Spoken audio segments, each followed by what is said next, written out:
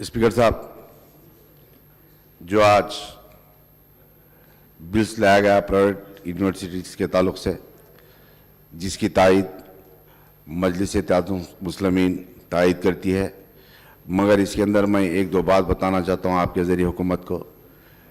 चाहे उस्मानिया यूनिवर्सिटी हो या JNT हो या काकतिया हो या जो भी यूनिवर्सिटीज़ है जिसके अंदर कई सालों से प्राइवेट लेक्चरर्स काम करते हैं और 4 कैटेगरी के भी लोग काम करते हैं, इनके ताल्लुक़ से हुकूमत को सोचने की ज़रूरत है।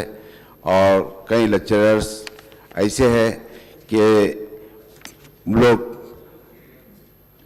कॉन्ट्रैक्ट बेसिस पे करते हुए, गेस्ट लेक्चरर्स की हैसियत से काम करते हुए कई लोग गुजर चुके हैं और इनके ताल्लुक़ से हुकूमत को सोचने की ज़रूरत है। फिर एक मरतबा इस बिल की तायद करते हैं।